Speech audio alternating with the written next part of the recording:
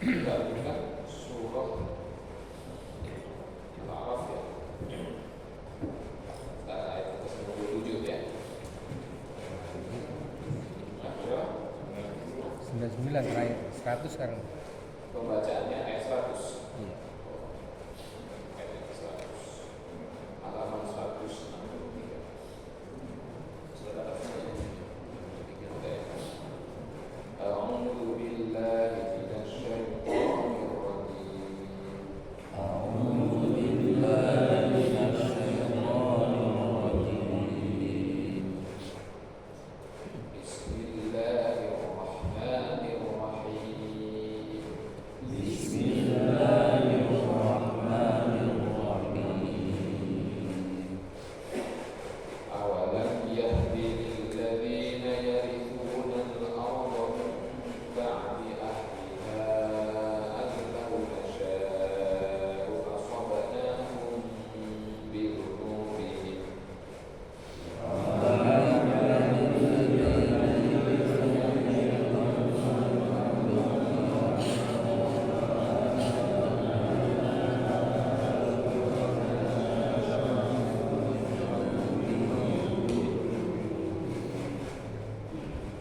Dan di situ awalan adalah ada nikmati awalan bertemu dengan ya, itu tidak boleh berguna, tidak boleh bertemu, harus dibacanya juga awalan yahdi begitu ya, tidak boleh ditahan awalan yahdi itu salah di awalan yahdi. Nah kemudian asobanahum bidunubihim, mimnya kemudian kalau ditahan di situ asobanahum bidunubihim ya. Cara berjawab awalam yahdi lilladzina yarithuna al-ardha min ba'di ahliha an law nasha'u asabnahum bidunubihim.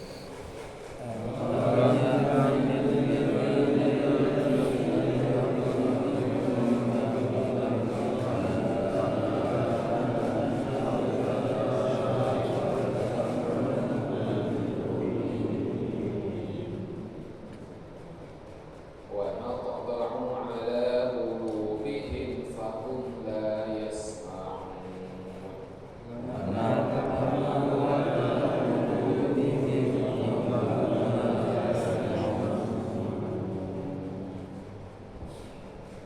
تِلْكَ الْقُرَى نَقُصُّ عَلَيْكَ مِنْ أَنْبَائِهَا.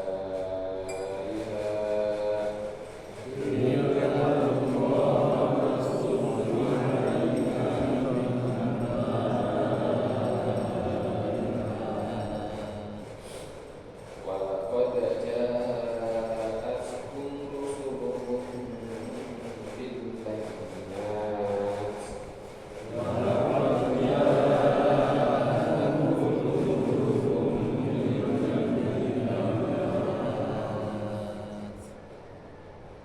فَمَا كَانُوا لِيُؤْمِنُوا بِمَا كَذَّبُوا مِن قَبْلُ.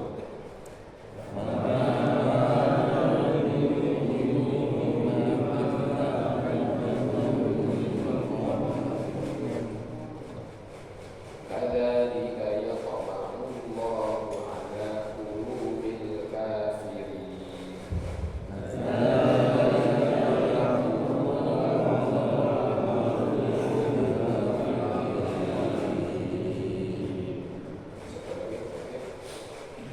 وَمَا وَجَدْنَا لِأَكْثَرِهِم مِّنْ عَهْدٍ.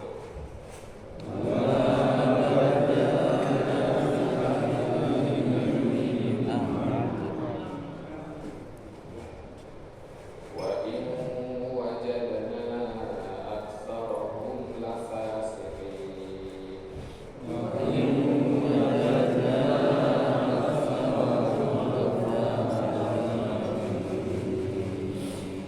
صدق الله العظيم.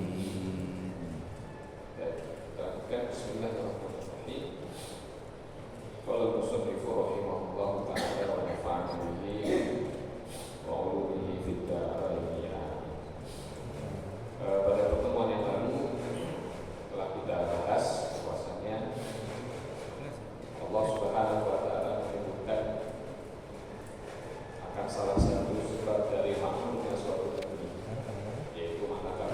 dilindungi dari segala bentuk, baik dari langitnya maupun dari tanah.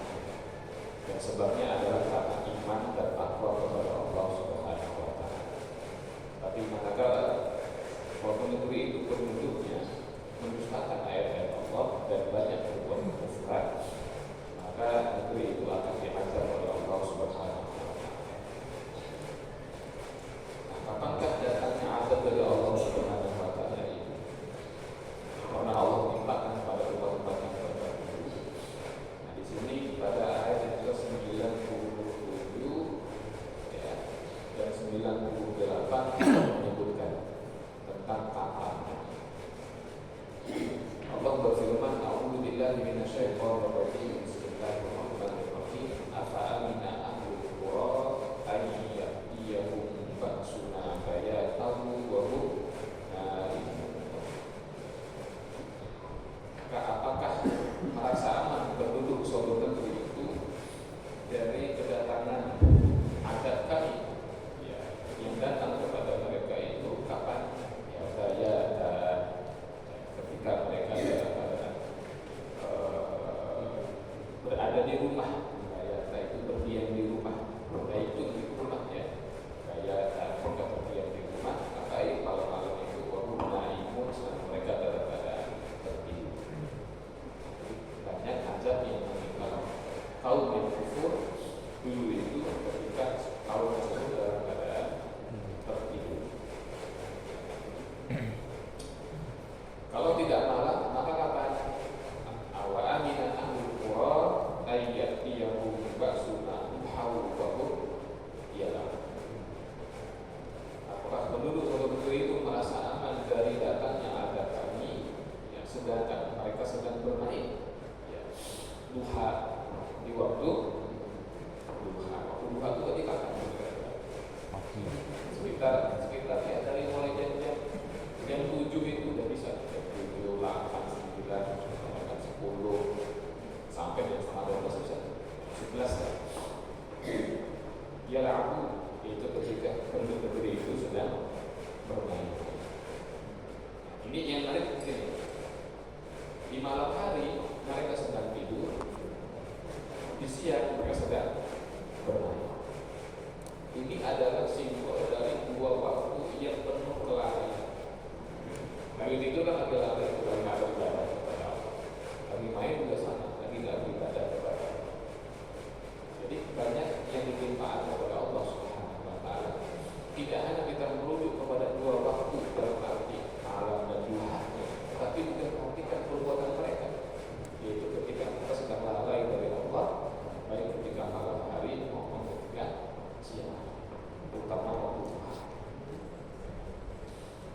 Makanya kita diajarkan oleh para ulama kita untuk membaca zikir-zikir seperti zikir pagi dan petang ya, sebagai satu bentuk penjagaan supaya manakala datang ketentuan dari Allah Subhanahu wa Ta'ala ya, itu dalam keadaan baik ya, kalaupun nggak selamat misalnya ini bisa, karena cenderungnya jika Allah mengazab suatu kaum maka ammahumullahu bi'adzab, Allah akan menimpakan azab itu secara umum. Jadi nggak mandang mau orang soleh, orang soleh. Biasanya itu dikhawatirkan, terutama jika orang-orang solehnya itu atau orang-orang yang ahli ibadahnya tidak peduli dengan sikap masyarakat. Tidak kemudian di situ, tapi yang orang ahlinya atau orang solehnya bodoh amat. Bukan ada persinggahan di masyarakatnya dan dia tahu tapi diam saja. Ketika datang hukuman dari Allah itu cenderung bersifat umum. Terus apa faedahnya kita membaca zikir pagi dan petang kalau begitu ada musibah kena dan mati juga? Faedahnya adalah setiap orang itu nanti akan dibangkitkan Allah sesuai dengan keadaannya ketika dia mati. Minimal syukur begitu membaca zikir dijaga dari musibah. Tapi kalau terkena musibah maka dia mati dalam keadaan mengerjakan zikir dan itu juga baik kan?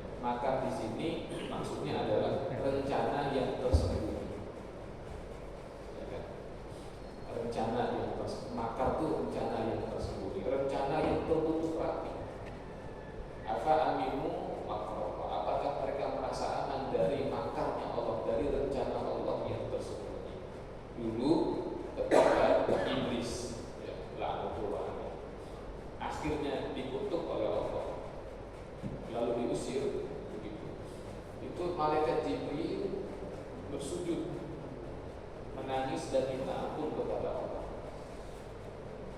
Ketika iblis itu diusir, itu malaikat Jibril bersujud kepada Allah, menangis dan minta ampun kepada Allah. Bukan untuk iblis minta ampunnya. Ketika itu Allah bertanya kepada malaikat Jibril, wahai Jibril, kenapa kamu menangis? Kata malaikat Jibril, ya Allah, sungguh tidak ada yang menduga bagaimana akibatnya si iblis itu. Tidak ada yang menyangka. Dia adalah makhluk yang diliputi dengan kemuliaan, diliputi dengan kejayaan, diliputi dengan pengetahuan, bergelimang dengan kemuliaan yang luar biasa. Tetapi ujungnya ternyata seperti ini. Lalu kata mereka Jibril, sungguh ya Allah, rencanamu itu sangat tersembunyi. Tidak ada yang tahu takdir itu. Yang sekarang disanjung-sanjung, ya, dipuja-puja, besok itu tidak ada yang tahu ya Allah. Maka dengan demikian saya merasa khawatir, tidak merasa aman dari makan. Apa jawaban Allah? Bagus. Kalau kamu merasa gak aman, itu bagus. Jangan merasa aman dari rencana yang tersebut. Dari situ para ulama mengatakan bahwa sikap merasa tidak aman dari makarnya Allah, dari rencana Allah atau rancangan Allah yang tersembunyi itu melahirkan sikap ketawaduan pada hati. Karena kita nggak tahu umumnya begitu. Lalu apa lagi? Sabar. Lalu apa lagi? Waspada. Itu. Tapi kalau orang merasa aman dari rencananya Allah, bahkan kalau perlu sudah merasa sebagai apa? Merasa sebagai penghuni surga misalnya, sudah aman kita. Sabar banyak, misalnya sabar pahala. Sholatku, ya sedekahku, ngajiku, umroh sering tiap tahun, haji 5 tahun sekali, udah aman kita, cincai masuk surga misalnya gitu. Ini orang kayak gini bahaya tuh. Dia merasa aman dari rencana Allah. Alhamdulillah semua, alhamdulillah. Maka di sini Allah menyebutkan orang yang aman, merasa aman dari rencana Allah itu adalah qaumul khasyu, kaum yang pasti. Jadi ibarat orang dia sudah nanam padi, ya, tinggal panen 2 minggu lagi, tapi nggak dijagai dia. Karena pasti panen, wah, boleh cakep-cakep nih padi, penuh semua nih, gitu. Ini padi penuh semua nih, udah apa? Tinggal 2 minggu. Kata kawannya, justru saat ini rawan mas, takutnya ada tikus, takutnya ada belalang, takutnya enggak, udah aman ini, tinggal panen. 2 minggu kemudian musibah misalnya gitu kan, gagal panen. Ya, mungkin apa? Kalau begitu nasi sudah menjadi bubur, nggak bisa lagi gitu. Bisa digoreng, masih bubur bisa digoreng. Bisa kandung. Itu gambaran orang yang merasa aman dari rencana Allah sehingga menyepelekan. Ya, ini kan begitu. Dia sudah terlalu lama diliputi dengan berbagai macam kemegahan. Sudah terlalu minimal di bumi ada dia sudah 1000 kali beribadah kepada Allah.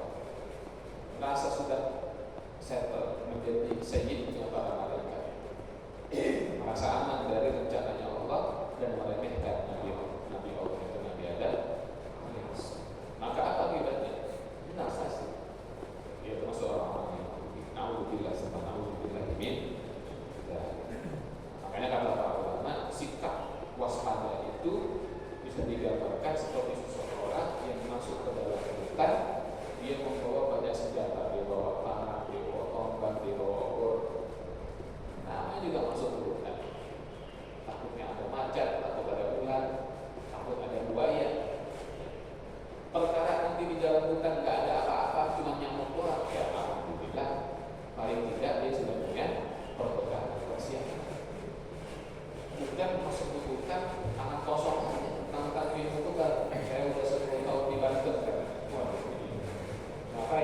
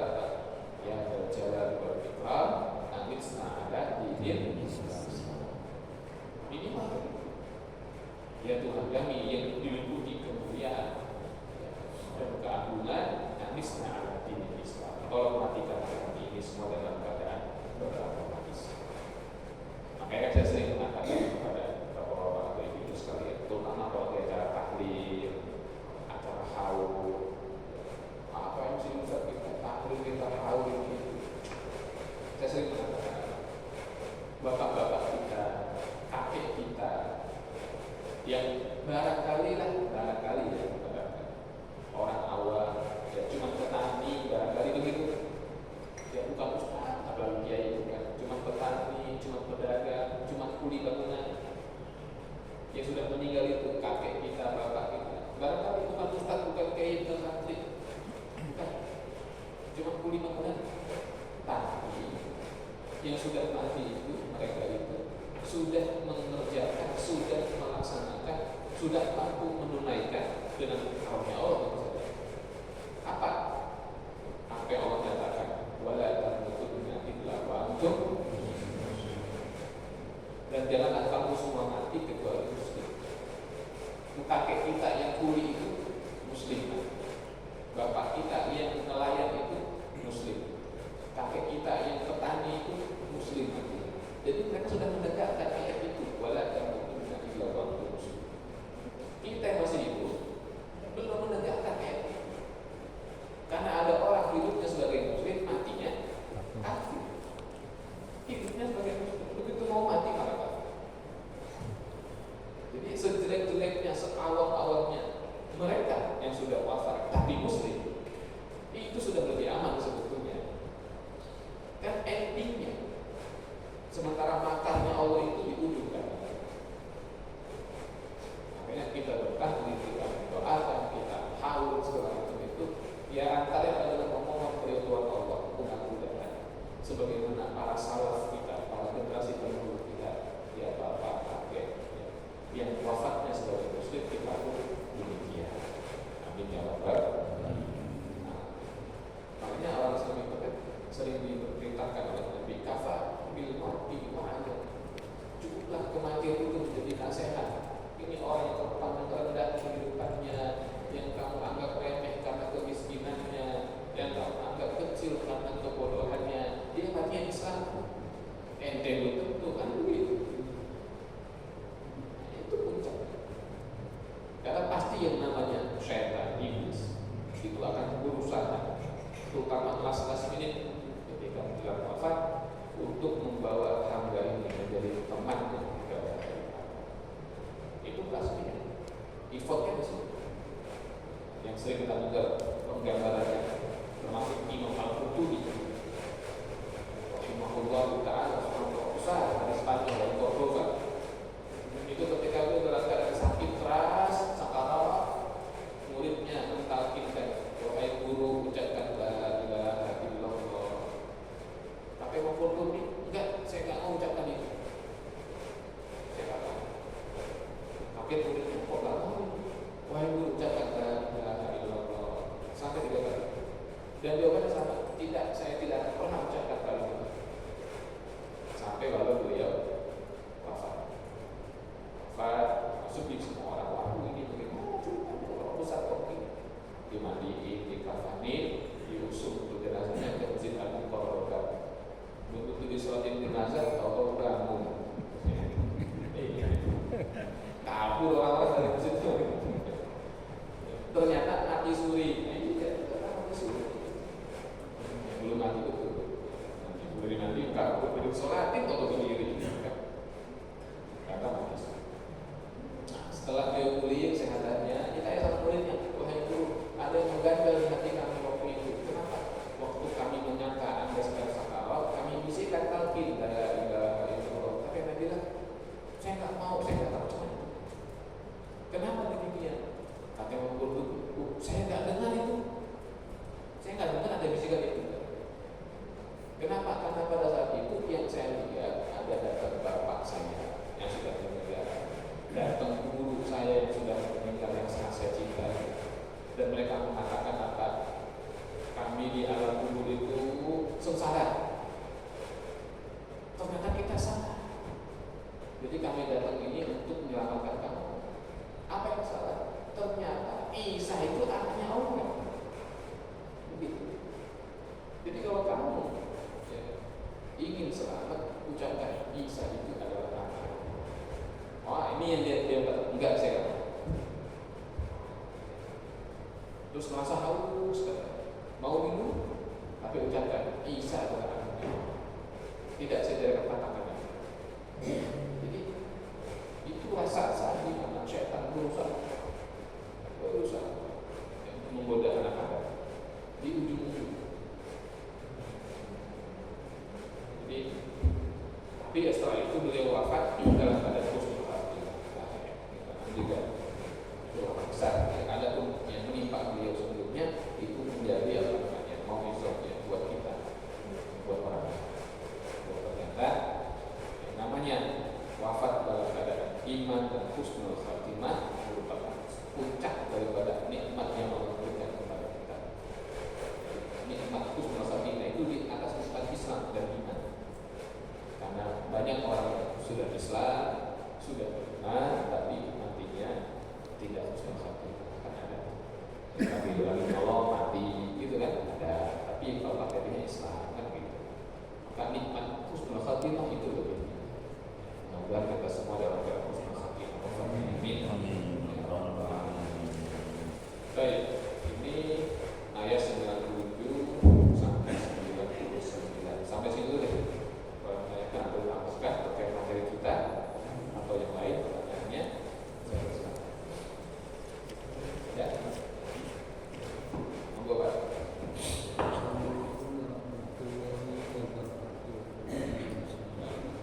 Bahwa seorang laki-laki itu wajibnya itu sholat di masjid atau musala. Tapi saya takut kalau misalnya kita sholat di tempat yang jauh, sedangkan yang wajib itu yang dekat, yang dekat di wajib lagi. Saya juga paham itu termasuk ya ada pada ayat ini yang tadi dijelaskan oleh Pak Ustaz. Jadi misalnya yang dekat walaupun kita nggak ada udur di rumah yang jauh gitu misalnya. Baik, siapa yang dekat? Ya, baik. Pertanyaan baik. Yang pertama, betulkah laki-laki itu wajib sholat di masjid? Wajib itu apa keterangannya? Kalau kita lihat dalam definisi ilmu fikih, wajib itu adalah malisabu ala fi'lihi wa yu'aqabu ala tarkihi.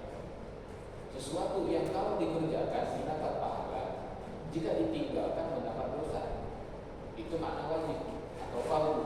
Sesuatu yang jika dikerjakan mendapat pahala, jika ditinggalkan mendapat dosa. Itu wajib. Contoh apa? Sholat 5 waktu itu wajib. Dikerjakan dapat pahala, ditinggalin dosa. Puasa Ramadan itu wajib. Haji bagi yang mampu itu wajib. Jadi makna wajib adalah mendapat pahala jika dikerjakan, mendapat dosa jika ditinggalkan. Oke.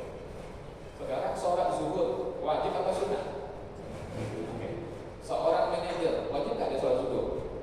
Wajib. Seorang office boy wajib. Seorang kiai wajib sholat zuhur? Wajib. Kuli bangunan? Wajib. Udah kalau wajib nggak pandang status.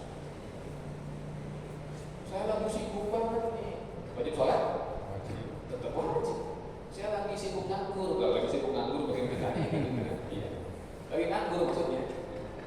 Wajib sholat? Wajib. Nggak ada keterangan. Kalau sibuk nggak wajib.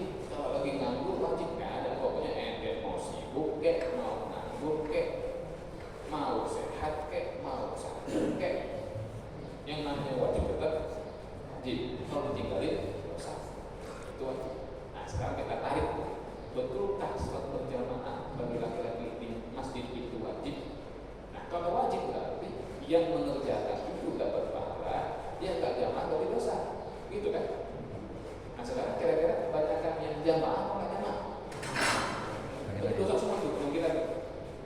Yang mungkin waktu itu zuhur masih main catur, ya, yang mungkin begitu zuhur dia masih dorong jualannya, yang begitu udah kompak asar dia masih duduk di jembatan nungguin penumpang ojek, dosa semua tuh. Makanya berjamaah itu bagi laki-laki bukan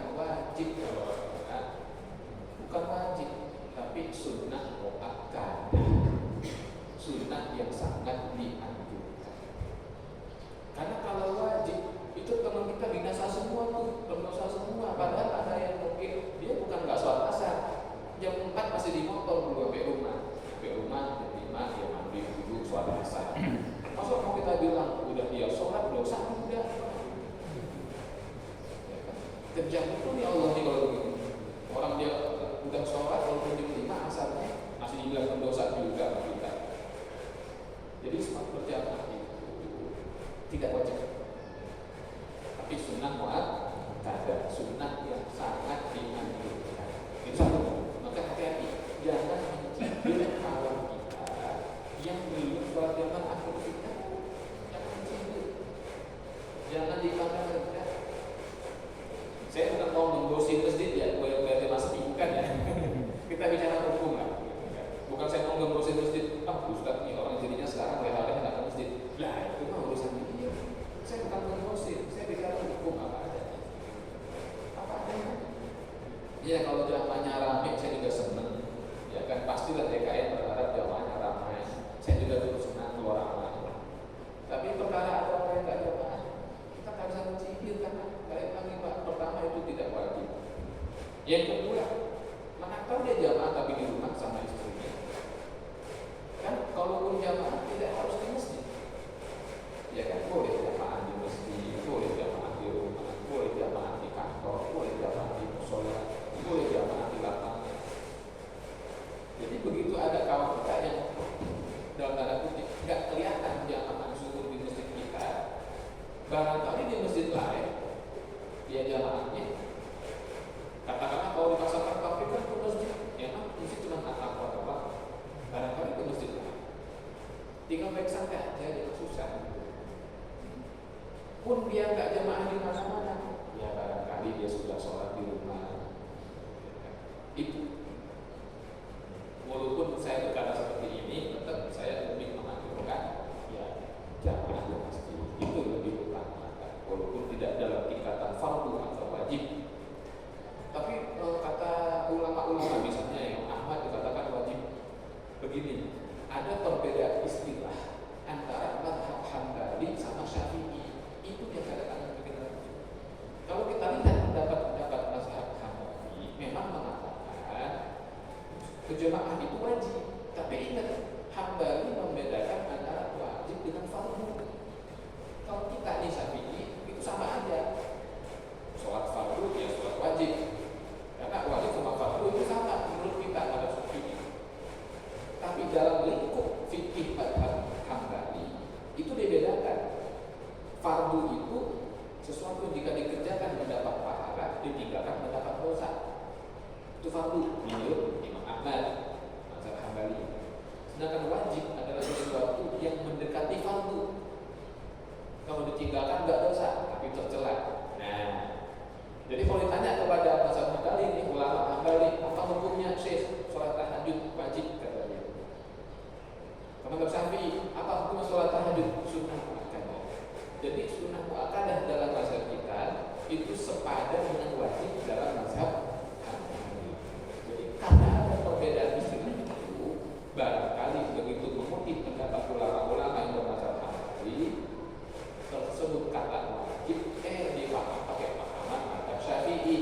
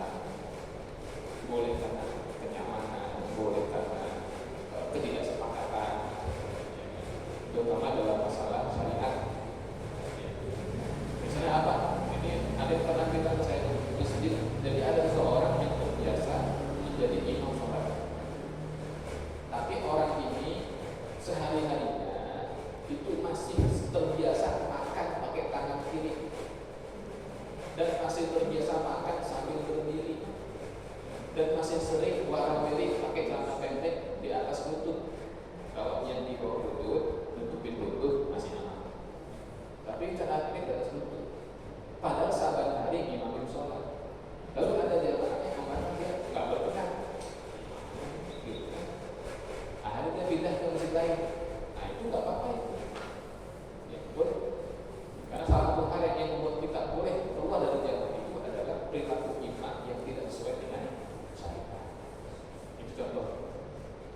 Tapi kalau karena secara pribadi, gara-gara dulu pernah berselisih masalah pohon mangga misalnya, nah itu jangan. Karena itu cuma masalah sepele gitu kan. Saya nggak suka sama dia Ustaz, kalau jadi imam saya betul aja. Kenapa? Oh dulu pohon mangga saya tentang sama dia misalnya. Janganlah kalau menurut aja maka ada waktu. Tapi kalau syariat yang dilanggar, maka boleh kita nggak memahami kepada dia. Boleh kan? Segera itu. Nunggu kan? Assalamualaikum warahmatullahi wabarakatuh.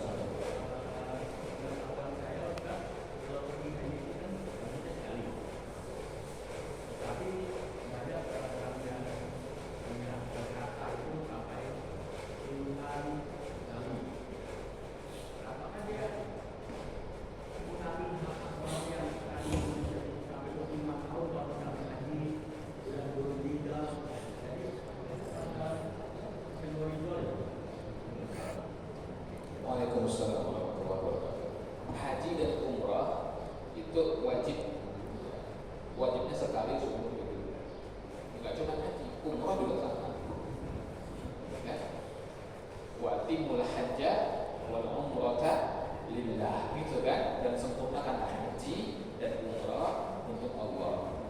Kan gitu. Makanya kata ulama haji sama umrah sama wajib sekali seumur hidup bagi yang mampu. Jadi kalau dia, tapi saya kan nggak mau urusan cuma nabung buat haji, ya makanya hajinya haji tamattu, ya kan?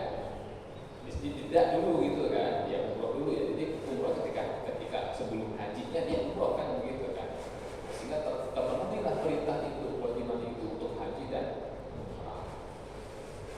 Orang yang belum melaksanakan kunjungan ke tanah suci, belum pernah umroh, ya kan? Belum pernah melihat Ka'bah, belum pernah ziarah ke makam Rasulullah SAW, itu saya rasa pasti dia rindu dengan itu semua, betul kan? Yang belum pernah umroh nih pasti kangen, kayak rindu dengan makam Rasul itu, Ka'bah, ya kan?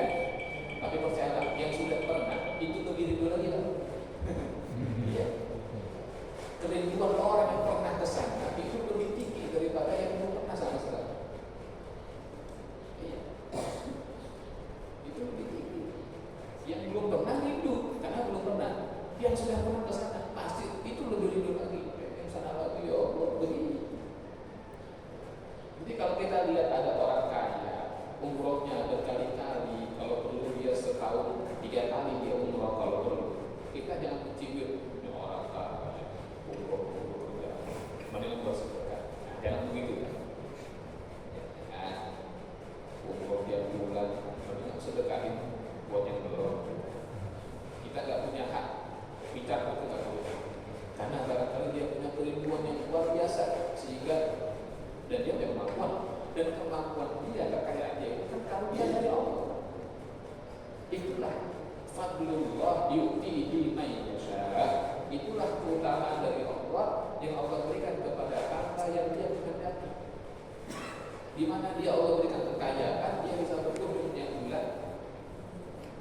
Itu karena kelebihan dari Allah dan dia rindu terus dengan Ka'bah, rindu terus dengan Madinah. Itu nikmat Allah itu. Dan itulah yang nggak bisa dicapai oleh orang yang tidak mampu. Tapi itu pilihan Allah. Jadi saya harus berkata ke arah situ.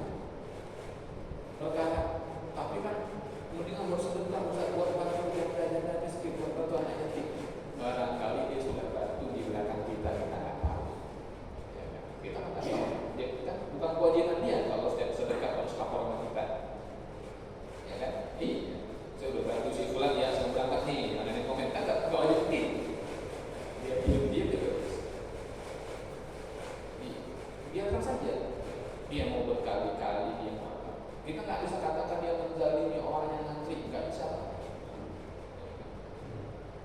Nggak bisa kita komentar seperti itu. Kecuali memang jatah orang dia congkel juga ada duit, itu babnya lain. Tapi kalau dia punya uang dan memang ada kuota yang tanpa ngantri, asal punya duit ya kan, dan memang harganya mahal, ya silakan saja. Yang jadi permasalahan itu kan kalau dia gara-gara punya duit, jatah orang yang mestinya berangkat digeser ke dia. Itu yang bermasalah. Tapi kalau memang ada kuota 100 orang setiap tahun yang tanpa ngantri asal berduit, artinya nggak geser siapa-siapa, gitu kan? Dia bayar ya kan jadi soal. Tapi kalau dia geser orang harus beli. Nah, yang berangkat duluan dengan 300 juta, 500 juta, berangkat langsung tanpa ngantri. Ada yang menzalimi orang lain, ada yang tidak. Masalahnya mana yang menzalimi mana yang tidak kita nggak tahu. Yang tahu penyelenggara yang bukan geser angkanya. Bahkan yang bersangkutan punya harusnya kita nggak tahu kan. Karena saya masih baik sangka nih, seandainya ada orang Islam kaya, lalu dia punya uang 1 juta, 1 miliar, saya mau hadir sama istri berdua untuk tolong dong, Pak ngurus misalnya. Kok siapa? Ada nih, gak usah pakai ngantri, langsung 2 minggu berangkat. Seandainya orang itu diberitahu, tapi ini jatah bapak berdua, kita geser mereka dulu ya Pak. Ini udah nanti 30 tahun, kita geser. Yakin dia nggak mau itu. Ah, enggak, saya jadi zalimin orang, pasti begitu.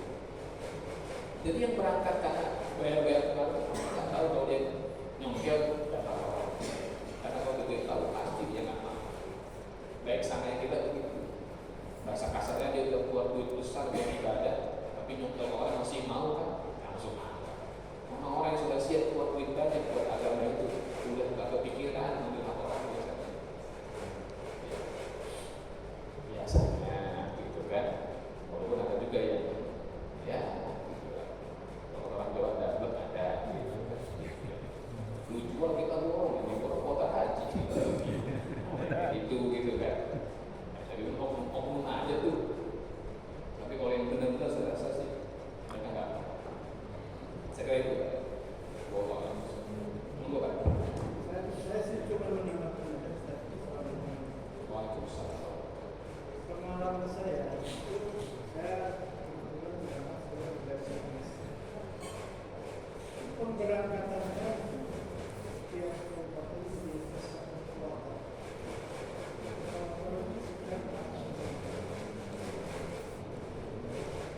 Pada saat mau berangkat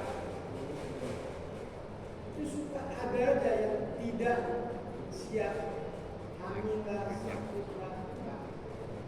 Itu pasti kalau kerjaan seperti kita sekarang ini pemerintah tidak merugi. Misalnya pas mau berangkat itu ada yang batal. Pasti misalnya 4 orang itu menawarkan ke jamaah, mana nih yang siap berangkat? Ini pengalaman saya dulu 2014. Saya kan mohon maaf ya, bukan takabur di mereka. Saya 2006, 2014 itu kebetulan saya bukan antri. Antrian saya 2018. Terus ditawarkan, siap nggak menjaga? Padahal itu cuma 2 hari. Nah itu karena mungkin yang lain kurang siap, saya mengajukan siap. Itu hal-hal saya mohon ke yang antri, mungkin nggak siap dimanapun pasti itu ada giliran mau berangkat last minute itu ada yang enggak. Itu antrian semacam Ciamis. Saya dikondisikan Ciamis. Mana antrian yang ini ya? Itu dikondisikan. Kamu siap-siap ya?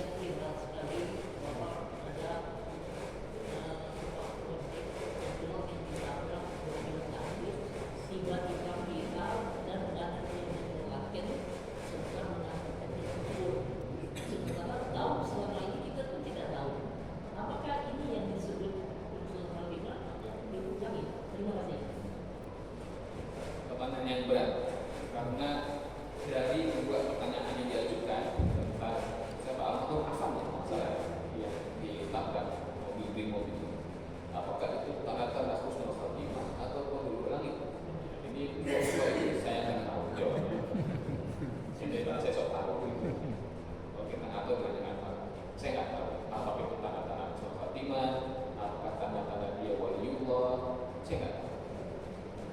Cuma yang saya tahu ya. Setiap kali orang Islam kena musibah, itu gugur dosanya. Itu saya tahu. Karena ada hadisnya kan. Kalau kita tusuk duri terus satu kali tes gitu, atau kita makan ikan kena duri tek, satu dosa gugur. Sakit gigi satu gigi sakit, setahun dosa bisa gugur. Sakitnya 5 hari. Yang sakit giginya satu. Setahun gigi dosa itu bisa gugur. Gara-gara gigi satu. Kebayang kalau semua sakit. Wow. Dosa semua itu habis.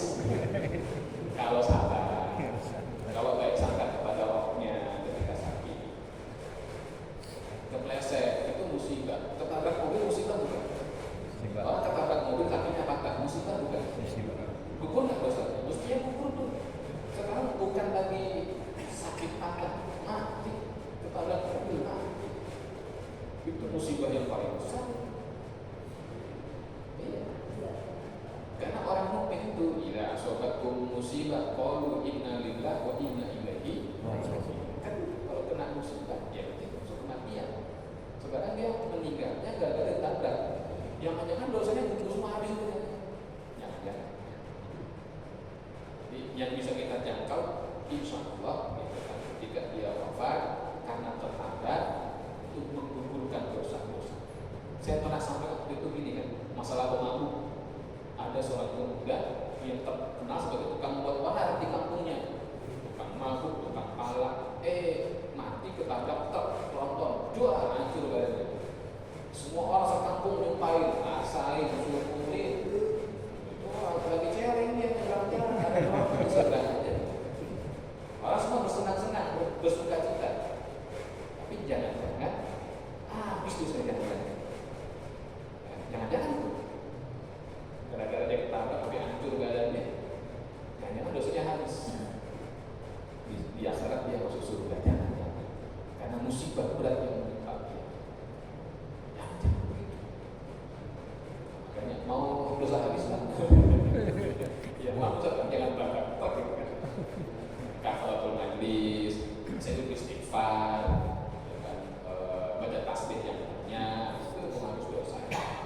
Sedekah itu menghapus dosa, puasa itu menghapus dosa. Jadi insya Allah ya almarhum itu dirahmati oleh Allah Subhanahu